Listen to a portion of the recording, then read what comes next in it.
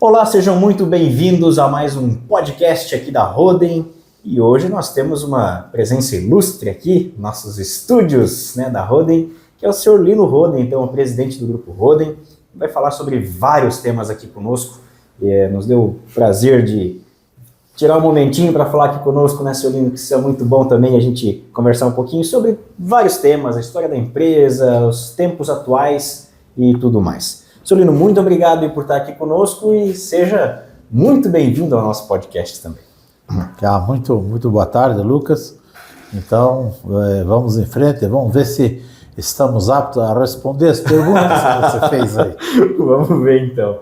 E já vamos começar com uma viagem no tempo aí, senhor Lino. Vamos começar lá com 1938, quando a Roden de fato foi fundada. Seu pai, o seu Samuel, o que ele contou para o senhor sobre a fundação assim, da Roden? Como é que foi esse período? O que o senhor tem de lembrança sobre isso também?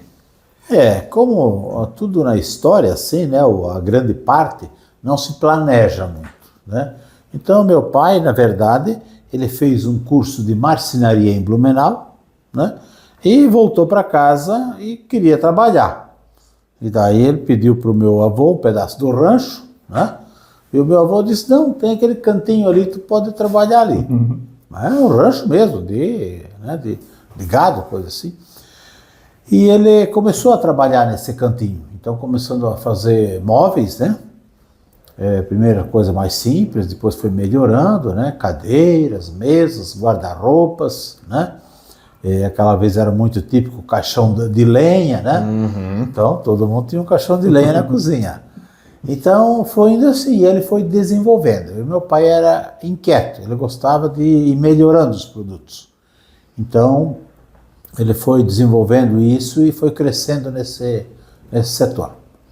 Legal, né? A gente saber disso também, que o seu Samuel realmente era um cara, parecia à frente do seu tempo, né, senhor Lino, assim, porque ele sempre fazia coisas extraordinárias aí também. A gente conhece muito a história da tal da cadeira e da mala, né, que foi muito contada aí também, que inclusive retornou aí mais ou menos nos anos 90 para a família Roden, né, que foram produtos fabricados lá atrás, alguns dos primeiros produtos aí que foram fabricados, e hoje a família tem posse disso também. Mas teve muita outra coisa também, né, senhor Lino? Teve a tal da roda d'água para fabricação de energia, teve as inusitadas formas de transporte, digamos assim, que tinha, né, no começo também. Queria que o senhor contasse algumas histórias e o que o senhor ouvia sobre o início da empresa também. O meu pai começou fabricando, então, esses móveis pela Redondeza. Depois, ele foi 2 vezes para o seminário, né? Então, ele tinha uma grande amizade com os padres, com o pessoal da Igreja Católica, assim. E com isso ele também, como ele sabia que ele era marceneiro, coisa assim, eles passaram a fazer encomendas com ele. Por exemplo, os bancos da igreja de Itajaí, foi ele que fez, né? Uhum. E várias outras, os bancos da igreja, aliás, a sacristia da igreja de Ascura, e não sei o que, tantas outras que eu não lembro, assim, né? Uhum. Mas então ele foi fazendo isso. E tudo era muito difícil, né? Sair de Salete até Rio do Sul já era uma epopeia, né? Um dia ele disse que estava indo para Rio do Oeste, e naquelas curvas aí, de repente o caminhão caiu no chão. Um lado assim caiu. Ele disse, mas o que foi acontecer? Foi lá ver, tinha caído rodado, os pneus. E daí, um pneu ele encontrou logo ali. E o outro? Aí, né, com um caminhão parado no meio da pista ali, da estrada, e foi falando com os vizinhanças, onde que tinha visto, não tinha visto, o que tinha acontecido, até que acharam lá na barranca do rio um pneu lá. Então, conseguiram achar. Uma história bem assim, gozada, né? Porque imagina hoje em dia o cara perdeu rodado, né?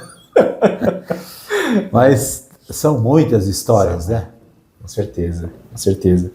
E aí, seu Lino, claro, chegou um momento que ele acabou deixando para o senhor, né, digamos, o comando aí da empresa. Essa transição para os filhos ou para o senhor, como é que foi? O senhor lembra desses momentos? Olha, essa transição ela foi muito lenta, assim, né? Porque os filhos foram entrando na empresa e com algum conhecimento, outros sem conhecimento. Então foi uma coisa que foi ao longo do tempo. E eu tinha feito a faculdade, né? Quando eu concluí a administração, daí no início de 77, eu cheguei na empresa já formada, vamos dizer assim. Aquilo eu acho que ajudou, assim, de certa forma, a empresa, que nós conseguimos estruturar um pouco melhor. E daí, logo no ano de 78, final de 78, meu pai dividiu com o irmão dele, Cornélio Roden, né, as empresas, que era uma coisa só. Daí nós ficamos com a parte de cima da nova, onde que hoje é a Roden Artefatos, e o meu tio ficou lá com a parte onde era a Roden SA, né?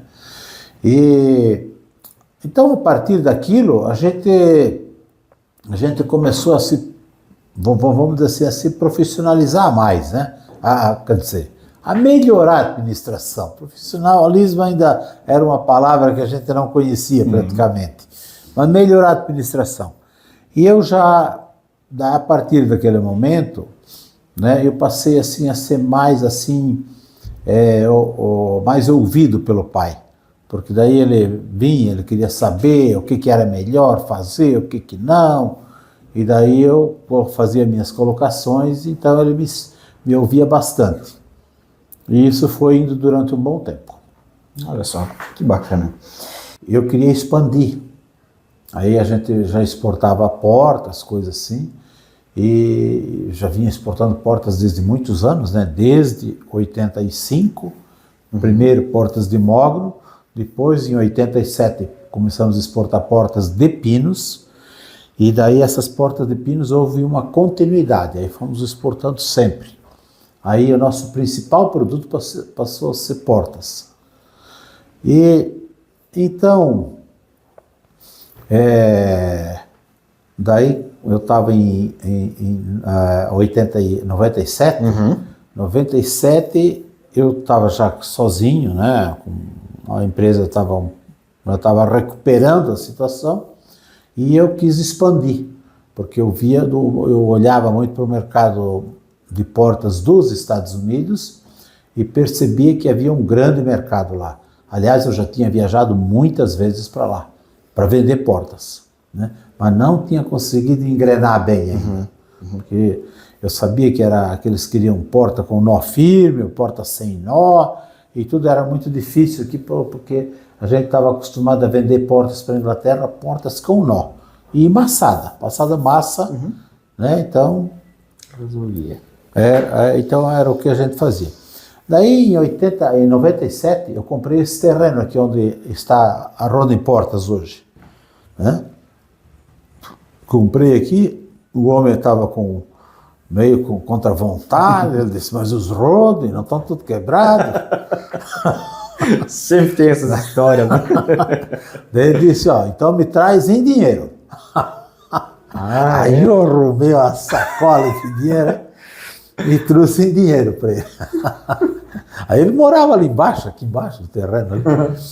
E daí eu cheguei ali, paguei para ele, assinamos o contrato, e daí subimos para ver a área. Aí chegamos aqui em cima, olhamos tudo, daí ele disse, esqueci a janela da cozinha aberta e o dinheiro ficou em cima da mesa. Daí o homem se arrancou daquela para baixo, vamos ali, mas graças a Deus não tinha entrado ninguém, o dinheiro estava em cima da mesa ainda. Então, assim começou a compra desse terreno.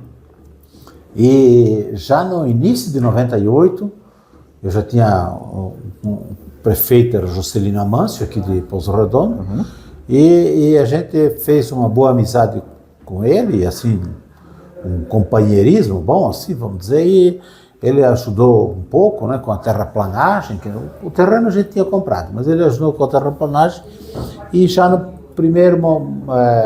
final de 97, nós já fizemos a terraplanagem. No comecinho de 98, nós começamos a construção desse galpão, do primeiro galpão ali, né? Então, assim, daí foi uma continuidade, né? Foram vários anos até construir tudo, mas foi uma continuidade. Mas já sempre de olho no mercado americano. Isso, quando começamos aqui, já era para produzir porta para o mercado americano. Celino, e, claro, vou falar um pouquinho mais de exportação, já que o senhor citou, né, falou desse assunto.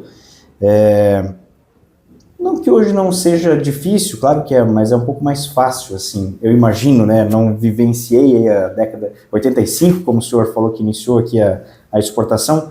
Como é que era, assim, vender aqui do Brasil para fora? Era uma coisa mais complicada? Era tranquilo? Como é que era esse processo? Era bem difícil, era tudo por agentes, vamos dizer, né? A gente tinha um agente, então, que vendeu essas primeiras portas de mogno. E essas portas de mogno, elas iam não só de mogno, de outras madeiras também, tá? Mas o mogno era o principal. E elas iam tudo em caixas. Aquela vez não estava containerizado o transporte, né? Nem de navio, né? A maioria era feito caixas e chegava lá, embarcava nos porões dos navios, né? E tinha mercadoria que ia em cima, mas a maioria ia dentro dos porões. Olha só. E daí então, né, não podia molhar nada, né? Então era bem outro transporte, né? Então tudo muito mais simples, navios pequenos, né, bem menores. Daí em 87, quando nós fizemos o primeiro pedido de porta, vendemos o primeiro pedido de portas de pinos, aí eles já pediram para embarcar em containers de 20 pés. Primeiro a gente nem sabia bem como que era isso, mas como é que nós vamos saber onde que tem esse container por aí fora? Mas como a gente vai conversando, vai vendo, arrumaram os containers para nós. Foi um container por mês, um em setembro, um em outubro e um em novembro, de 87, né? Daí chegou lá, foi do agrado deles, coisa assim, as portas estão boas, aí começaram a pedir mais. Quanto vocês têm capacidade? Vão pedindo aí que a gente vai tentando fazer. Aí foi indo para 1.000 portas por mês, dois containers pequenos, depois foi indo para 3, e logo depois também passou o container grande. Daí então... E daí foi uma constante, a gente aumentando a produção, né, buscando sempre fazer a melhor qualidade possível, e foi uma constante até chegar, né, nesse caminho que estamos hoje, né? E hoje, evidentemente, né, a grande maioria são portas clear, sem nó, né, portas revestidas de MDF, né? Então, coisa que no começo era só lâmina de madeira, ninguém queria um MDF na porta, e hoje em dia, na verdade, o mercado mudou e todo mundo gosta das portas com MDF. Que bom que a Roden então, se adaptou. Pintadas, No começo era muito difícil pintar, a gente tinha que pintar com pistola, e daí, nossa, era uma trabalheira, o gerente, o Dirley, reclamava, mas nós vamos ter que pintar isso aí tudo com a pistola? Diga, vamos se virando. E daí, na medida que foi indo, quando chegou a um certo momento, como a gente já produzia bastante, aquilo automatizou melhor do que as outras. Então, é o setor mais automatizado que nós temos, é o de porta branca, né? Porque é um processo que é mais constante e permitiu uma automatização muito melhor e também, evidente, junto ali, melhorar ainda mais a qualidade, né? Então foi uma constante. E hoje em dia a gente fabrica, na verdade, 80% das portas por aí ou mais em portas brancas. E lá em Salete, né, Celino, é bonito de ver os robôs também trabalhando na pintura ali, essa é uma coisa que não se imaginava também, né? Isso não havia a menor ideia. Mas nós temos muitas máquinas automáticas, muitos processos, porque inicialmente o processo era todo muito manual. Então, de uma máquina para outra, precisava sempre 2 pessoas para carregar a porta, né? E a gente emendou uma sequência de máquinas lá, onde tipo assim, às vezes tinha 6 pessoas, ficaram 2, uma na frente e uma atrás. Tinha 8 pessoas em 4 máquinas, ficou 2, né? E processos até maiores, né? Que tirou mais gente ainda. Então foi muito interessante essa automatização, que ainda não foi por robôs. Isso foi antes dos robôs. E daí depois os robôs vieram para aquelas partes que eram, né, primeiro para pintura, porque era aquela parte química ali era muito difícil, né? A pessoa tinha que ficar o movimento todo, né? A pilha era alta e descendo, se agachando, né? E pintar embaixo, aquilo arrebentava as costas do trabalhador ali, do operário, né? Então, aquilo não dava. E daí, quando automatizamos essa parte, o robô não reclamou mais, né? Não dá dor nas costas do robô lá, fica tudo certo. Celino, o senhor falou um pouquinho, né, de como foi esse processo de compra aqui do terreno aqui da Rodem Portas, né, que é onde nós estamos aqui em Pouso Redondo, mas como é que foi a ideia, assim, como é que viram que o Salete, entre aspas, ficou pequeno, assim, aquela lá e precisava de uma nova unidade fabril? Isso eu tinha percebido bem antes já, né? Porque sim, tinha percebido porque Salete é uma cidade pequena e não havia condições. Primeiro, nós queríamos fazer uma unidade em Itaió, mas daí o meu irmão Silvio, né? Ele não quis que a gente fizesse lá. Então ele quis sair da empresa. Daí fizemos a empresa dele, lá em Salete. Daí fizemos a empresa dele e daí eu fiquei mais 2 anos lá pensando o que fazer, né? Assim, né? Porque tinha que pagar aquela conta toda lá. E daí eu, nisso, fui analisando melhor e vi que o melhor ponto era a BR, né? Então, viemos aqui para a BR. E aqui daí eu fiz uma reunião com o prefeito chamou várias lideranças municipais aí, tivemos uma reunião bastante boa, eu falei das minhas intenções e o prefeito então nomeou um dos presentes para me ajudar a comprar o terreno. Aí, né, listamos vários terrenos, porque aqui, na verdade, aqui onde nós compramos, aqui, isso aqui era uma roça, né, porque Pouso Redondo terminava lá em cima da lombada já. Aqui para baixo não tinha praticamente nada. E daí,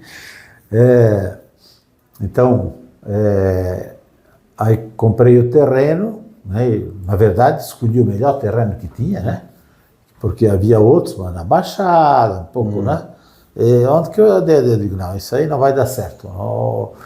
Eu sempre gostei de terreno bom, bem alto, assim, mais alto, né. E compramos aqui.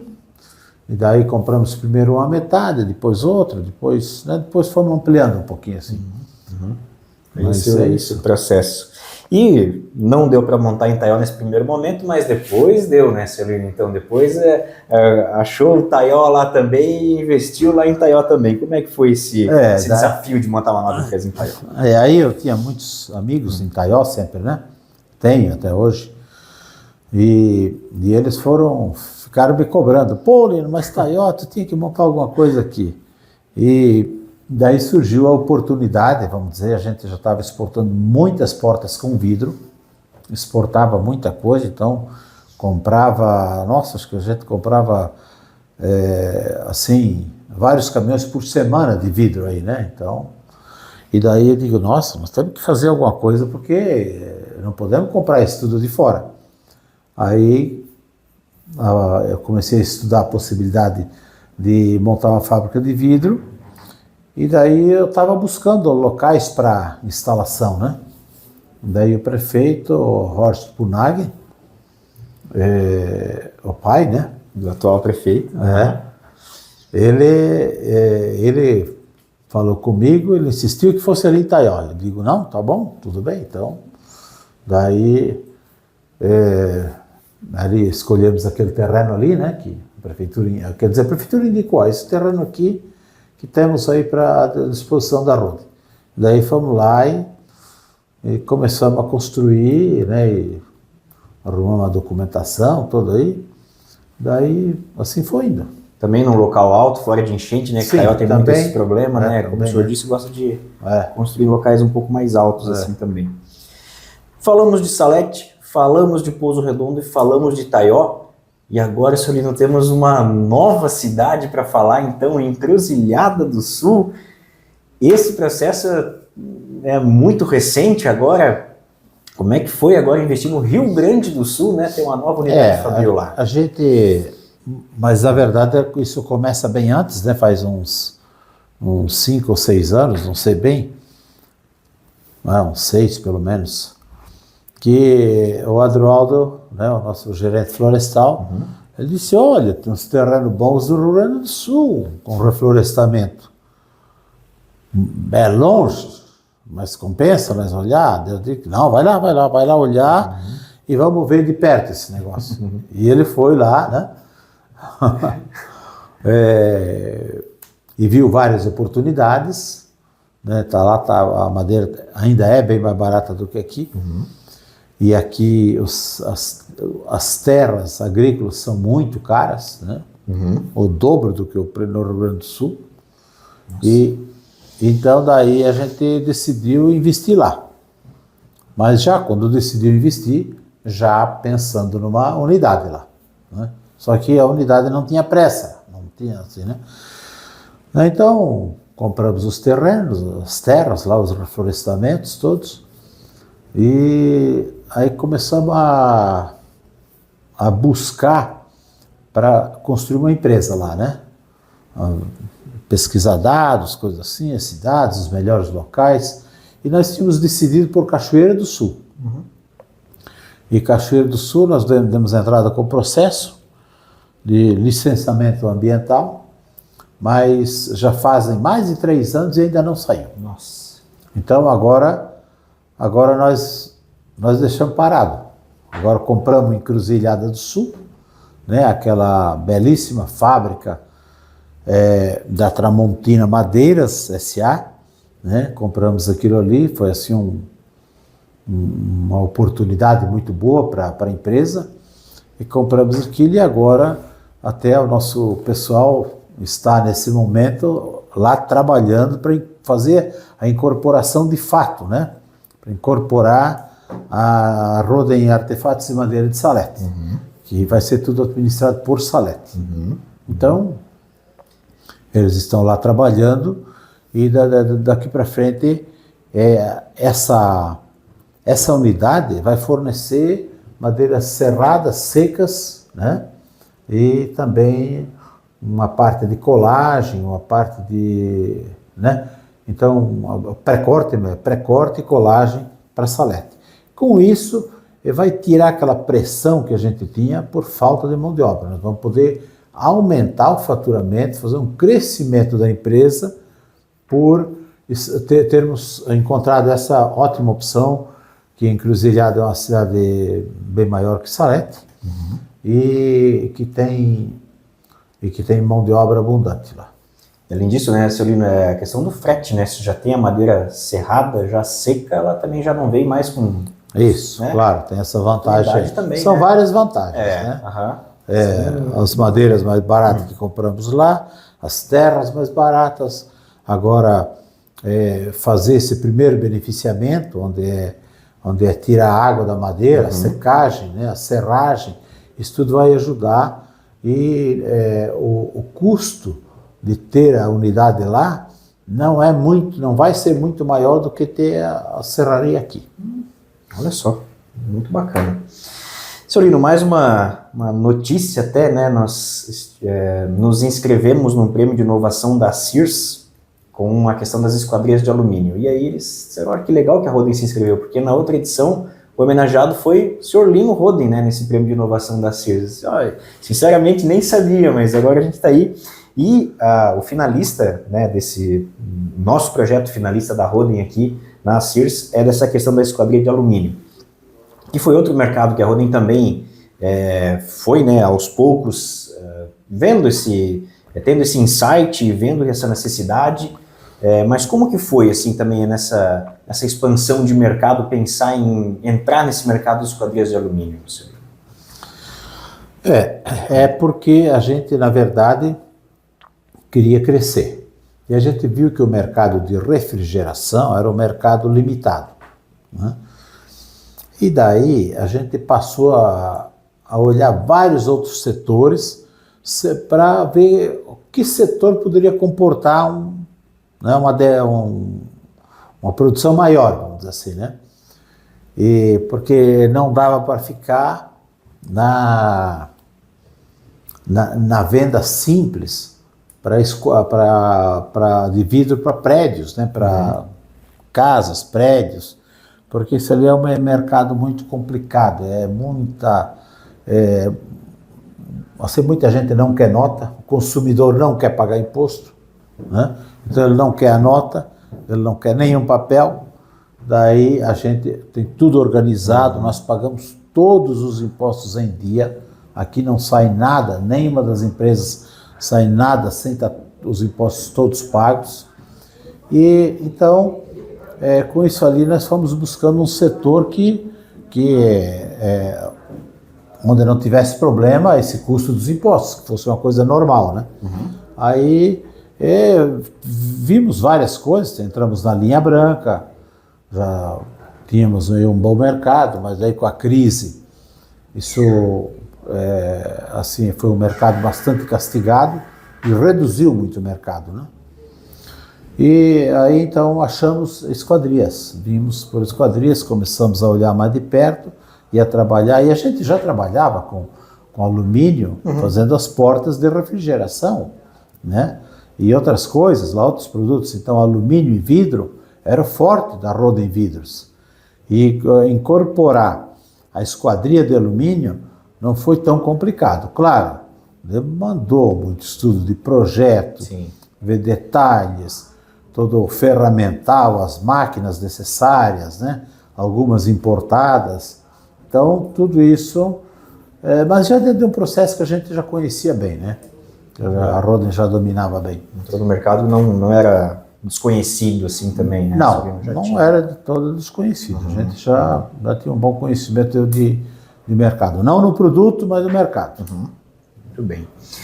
Mais um tema, senhor Lino, que nós gostaríamos de conversar também, talvez tenha sido um dos mais emblemáticos aí, que foi a questão da pandemia.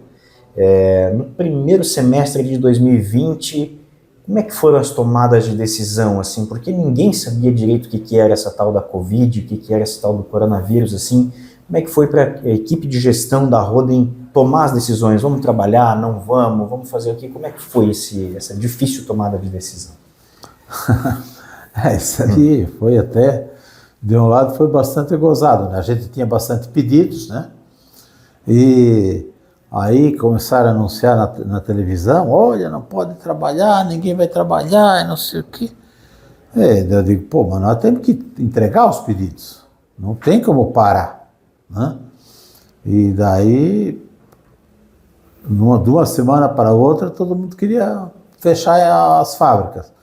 E daí eu digo, não dá, vamos continuar trabalhando, vamos cuidar bastante, né?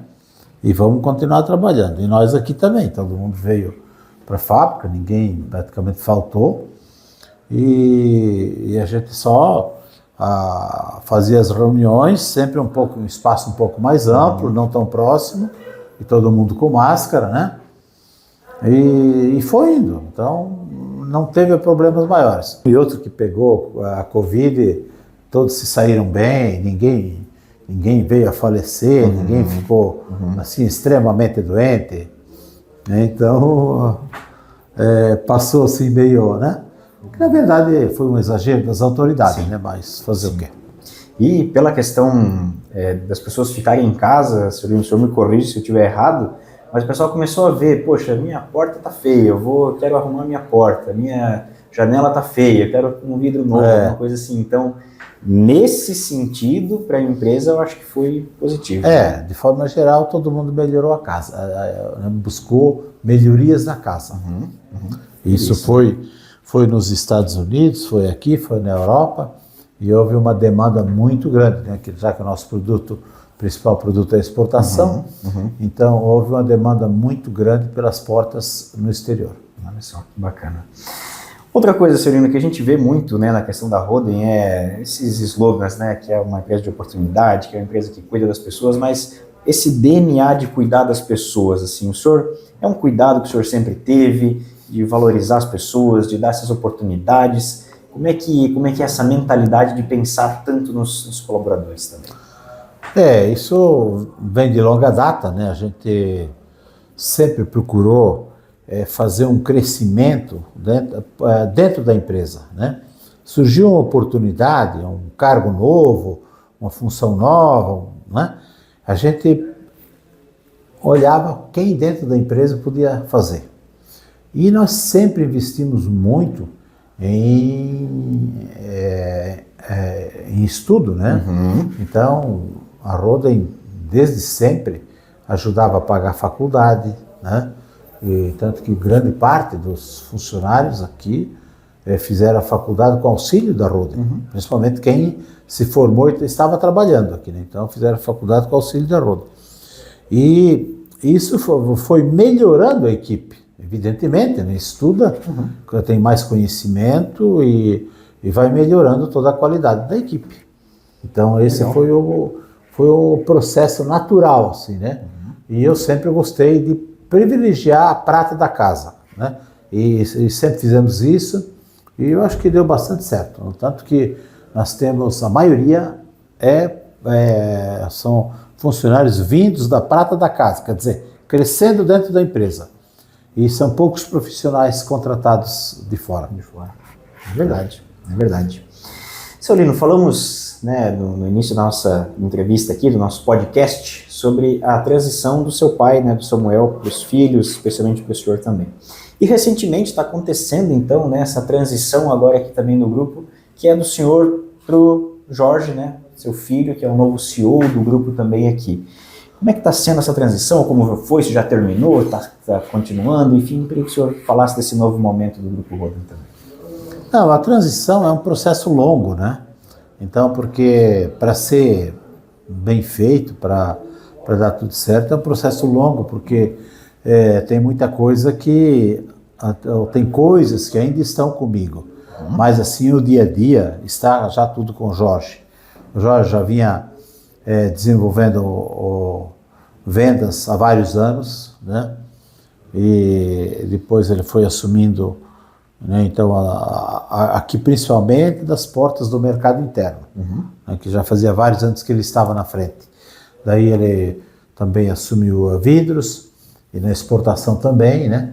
Então foi assim um processo, depois que ficou decidido que era ele, daí foi um processo mais rápido um pouco, mas ele vinha há muitos anos na empresa e claro, a gente sempre falava de uma coisa e de outra aí, né?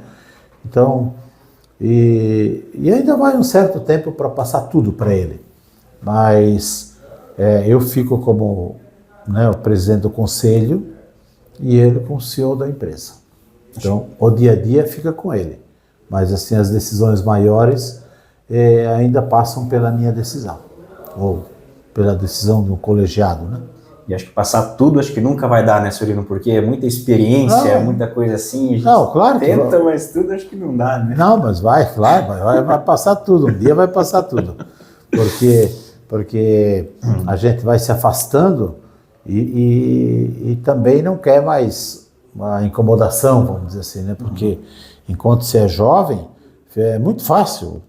Trabalha o dia todo, chega em casa, brinca com a gurizada, dorme bem e outro dia está inteiro de novo. Mas à medida que o tempo passa, a pessoa não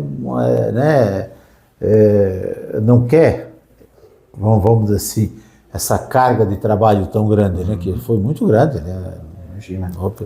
Épocas aí de muita responsabilidade, a gente não conseguia descansar direito, porque não sabia o que ia fazer, coisa assim. Então, mas é uma constante, é o desenvolvimento. A gente vai dando passos e procura sempre ir em frente. Nem sempre acontece isso aí, mas procura ir sempre em frente. Muito bem. Celino, pelos nossos cálculos aqui, são 47 anos de Lino Roden no Grupo Roden. E em todos esses anos, teve algum momento que foi o mais marcante para o senhor, assim? Tiveram vários, assim, né? Tiveram vários momentos bem difíceis, porque como nós sempre lidamos com exportação, sempre, quando eu peguei já era, né, já lidávamos muito com exportação. E foi indo, essa exportação foi indo, e isso, o dólar subia, baixava, a cotação, né?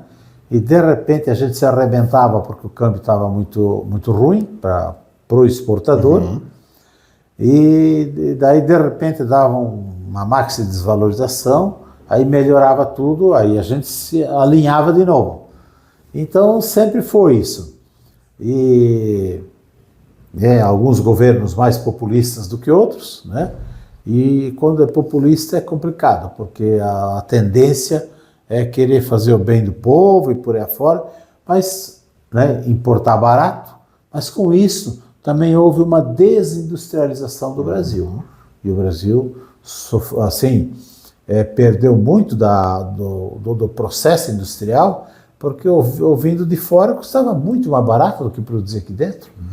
Como agora também acontece, porque se fosse tirar os impostos da importação, tem pouca coisa que sobrevive aqui, né? A agricultura, a agroindústria, sim, é uma coisa que é o nosso principal segmento, vamos dizer assim, é a veia que o Brasil mais funciona, né?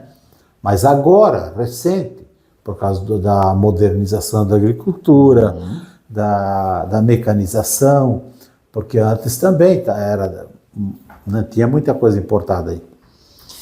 Celino, outra coisa que a gente vê também, né, quando fala assim com grandes figuras como o senhor aqui para o nosso Alto Vale, para Santa Catarina, para o Brasil, algumas vezes tem alguém com quem a pessoa se espelha, com quem a pessoa se inspira. O senhor tem essa figura assim de uma pessoa, o senhor se inspira na questão do empreendedorismo mais assim também, ou enfim, de vida geral? Não bem numa pessoa assim, né? Mas, sim, de certa forma, né, eu sempre olhava assim para o Egon João da Silva, que foi o presidente da WEG por muitos anos, né? Mas principalmente para a Fiesc. Eu participo na Fiesc desde, acho que 97, então fazem uns 27 anos, né?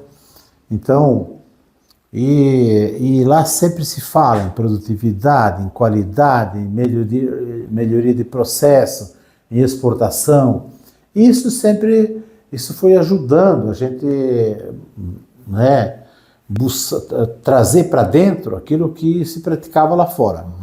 E muitas empresas já mais automatizadas, que serviam de exemplo, né? Então, foi um processo assim que eu consegui trazer, com o associativismo, vamos dizer assim, consegui trazer as coisas com mais facilidade. Bacana, o seu Egon, então, é uma figura que o senhor gostou bastante, assim, então... Meu pai já gostava dele lá, né? Porque a gente comprava muitos motores da WEG, né? No início a WEG vendia para cliente pequeno, assim, também, né? Hoje em dia já não tem mais bem essa figura. Mas aquela vez, o meu pai ia lá, falava com eles, com os donos, né? Então, e com isso, evidentemente, o pai contava as histórias, porque eles sempre cresceram muito, né? Desde o início, eles sempre foram dando saltos, né? E isso o meu pai trazia. Legal. Indo para a reta final agora já do nosso podcast, seu Lino, mas tem alguns questionamentos antes também, assim, o senhor falou agora de Fiesc, né, mas o senhor já participou também da CIS lá em Salete, da Sears em Rio do Sul, é o sócio fundador da CIAT, inclusive em Taioli, também desse movimento de associativismo que o senhor falou, enfim, né, envolvido em várias entidades, esse grande empresário reconhecido aí por onde vai. Como é que o senhor acha que o senhor será lembrado no futuro, seu Lino? Bom, isso eu não sei, né? Isso eu não tenho bem ideia. Mas eu acho assim que a gente vai ser lembrado, ou eu serei lembrado como um empreendedor que, né, que conseguiu, porque assim, muitas empresas têm os líderes, mas não conseguem passar de uma geração, né? Uhum. E agora eu vim de uma geração passada já, peguei o bonde andando, vamos dizer assim, e modernizei bastante a empresa e ampliei, cresceu muito, né? E estou passando ela para frente num estágio assim muitíssimo melhor do que eu peguei. Então agora eu acho que são esses pontos aí que vão ser valorizados no futuro, né? Porque daí vai ficar, não, mas foi o Lino que pegou e desenvolveu a empresa e melhorou e conseguiu entregar ela assim, para os filhos, ou uma empresa, na verdade, nunca é dos filhos, é da sociedade, né? Porque não adianta nada a empresa aqui se não tem os funcionários, então sim, ela é da sociedade. Verdade. E a propriedade é uma coisa, mas assim o domínio da empresa assim, é uma coisa bem social. Então, eu acho que vou ser lembrado nesse aspecto, que eu consegui transmitir a empresa para frente, né? Bem melhor do que eu peguei. E tecnologicamente ela está se modernizando, continua dia a dia. O programa de robôs continua firme, e mais mecanização, de ampliação, como agora compramos a Tramontina Madeiras S.A. em Encruzilhada, e então colocamos uma bandeira importante para Roden lá, né? E isso tudo aí vai ser lembrado, que não foram passos decisivos. A compra das florestas no Rio Grande do Sul também foram muito importantes, porque naquele momento que a gente estava comprando aquelas florestas, e depois um pouco, houve aqui no estado também uma aglutinação das reservas florestais pelas fábricas de MDF e pelas fábricas de papel, que passaram a comprar muita coisa, compraram a maioria das áreas. Então hoje tem muitos produtores independentes, mas a grande maioria dos maciços florestais são de propriedades das grandes empresas.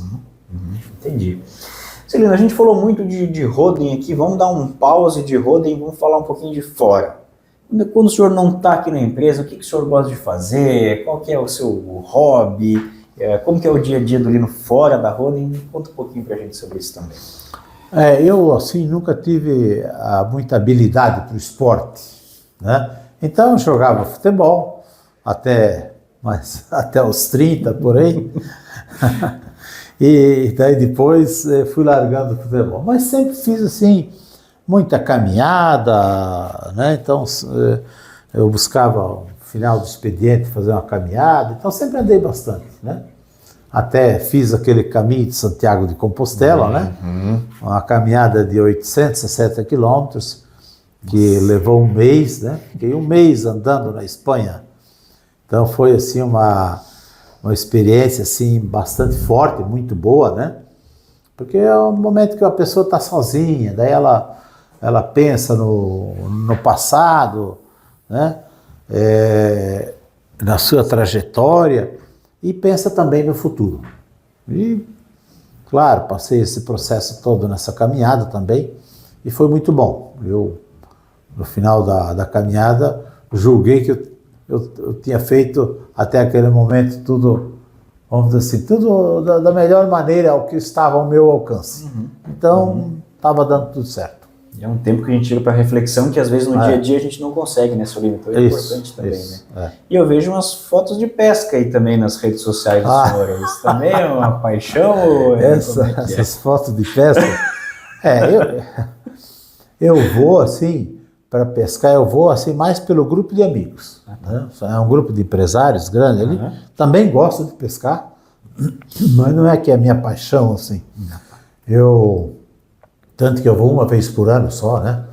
Então é uma pescaria mais assim para encontrar aquele grupo de amigos aí, um empresariado basicamente de Blumenau ali, da região, e eu sempre vou junto, então a gente tem uma semana muito boa, né?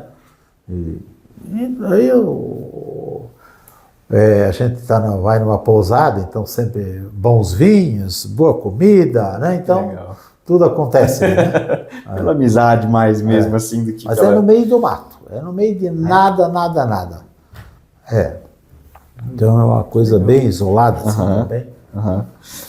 Celino, com essa... A gente volta agora a falar de empresa também, assim, com essa visão que o senhor tem, por tudo que o senhor já viveu aqui dentro também, como é que o senhor vê a Roden nos próximos 5, 10 anos, num curto, médio prazo aí, como é que o senhor vê o grupo nesse momento?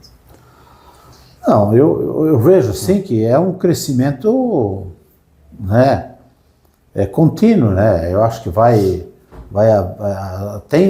há um direcionamento.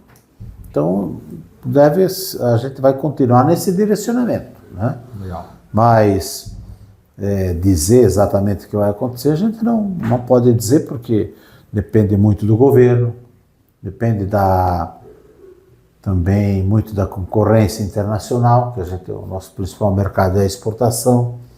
Aqui dentro do Brasil também, né, agora a gente vai começar uma reforma tributária, né? Então, essa reforma tributária provavelmente vai trazer, eu acho que benefícios para a Roden, porque todos vão ter que recolher impostos, né?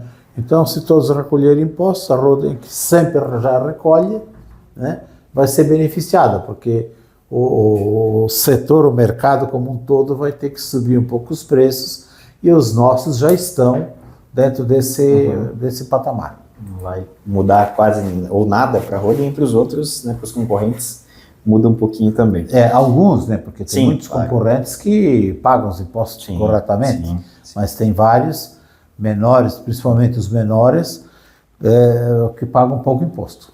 Celino, e a questão da dificuldade em ser empresário, né? Nas décadas de 80, 90, o senhor estava expandindo também e tal, mas era mais difícil naquela época ser empresário ou hoje? Porque a gente imagina, né, uma terra sem internet, uma terra com telefone difícil, uma comunicação mais complicada, às vezes uma economia um pouco mais fechada, ou enfim, ou era melhor daquele jeito para se trabalhar, e enfim, um paralelo aí dessas duas linhas temporais, digamos assim. A comunicação, eu não reclamo que lá atrás não tinha comunicação, porque não tinha para ninguém.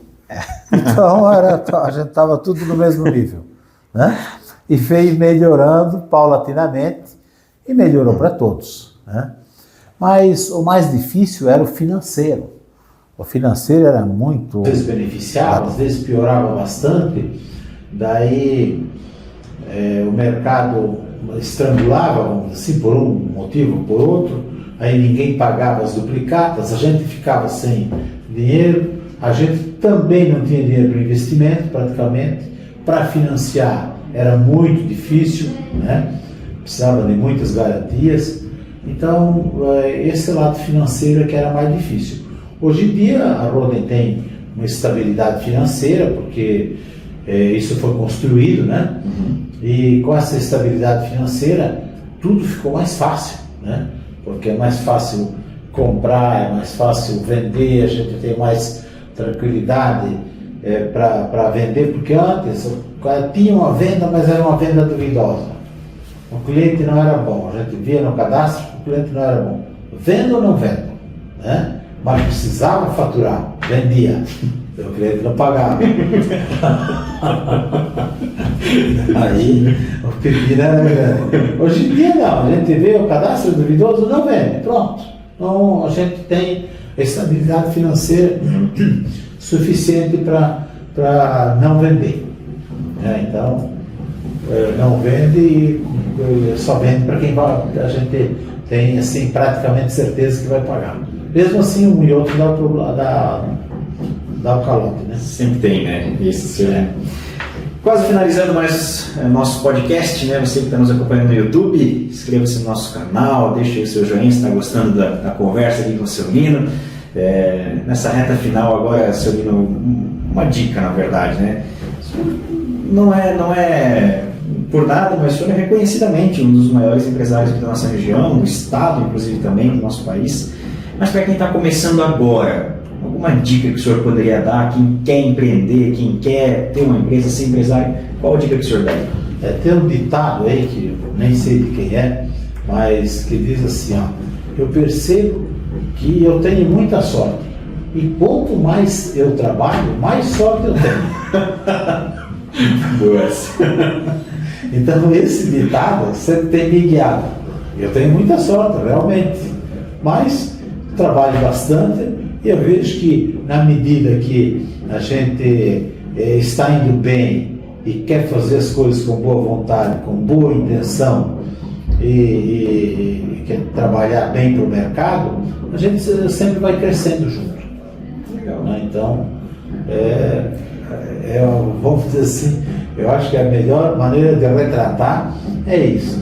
Muito bem, senhor Lino. Então, dessa forma, a gente quer agradecer o senhor por ter tirado um tempinho para conversar um pouquinho com a gente, contar um pouquinho da história da Holding, um pouquinho da história do senhor também, que, claro, são histórias que se fundem, se confundem. Mas, para a gente finalizar, nós gostaríamos que o senhor deixasse um recado para as pessoas que já passaram pela Holding ou ainda estão aqui. Tem muita gente aí com 30 anos de casa, até mais do que isso também, e muita gente já passou, né, por isso. A Holding é importantíssima para a economia local, para a questão social local mesmo, assim. Então, lhe agradecendo já por esse tempo que o senhor veio aqui, deixar uma mensagem a todas as pessoas que já tiveram alguma participação aqui dentro da Holding. A grande maioria das pessoas que passaram aqui ou marcaram para a empresa, ou elas foram marcadas pela empresa, vamos dizer assim, né? Então, porque a empresa sempre tem dado muitas chances, assim. Então, aqueles que trabalharam na empresa e eram bem empenhados, saíram e conseguiram se estabelecer também bem e fizeram, né, também seu sucesso fora. E os que estão trabalhando aqui, os nossos agradecimentos, né, pela longa dedicação, e para os que recém começaram, também dizer que o trabalho bem feito sempre vai compensar. Então, dá um incentivo nesse sentido de que busquem sempre o melhor para a empresa é o melhor para eles também. Porque se a empresa vai bem, os funcionários também vão bem, a sociedade vai bem. Então, é uma corrente positiva. Então, para todos os que estão trabalhando, né, a gente busca justamente isso, que cresçam aqui dentro e que vão melhorando os patamares. Se um dia alguém sair, ele sai também com uma boa formação e ele próprio pode colocar o seu negócio em atividade e também vai ganhar dinheiro, vai ter sucesso, porque fez a coisa bem feita também na empresa. Então, esse é o que eu vejo, né, que é um trabalho em conjunto, é um trabalho de crescimento mútuo. A gente cresce, mas a empresa, o funcionário que está na empresa também cresce, e aquele que saiu e se dedicou, ele também vai continuar crescendo fora da empresa. Muito bem. Esse foi Lino Roden, presidente do Grupo Holding. Prazer imenso ter trocado essa ideia com o senhor aqui. Seu Lino, muito obrigado mais uma vez por ter vindo até aqui. E é isso aí. A gente se encontra nos próximos podcasts. Fiquem com Deus e até a próxima.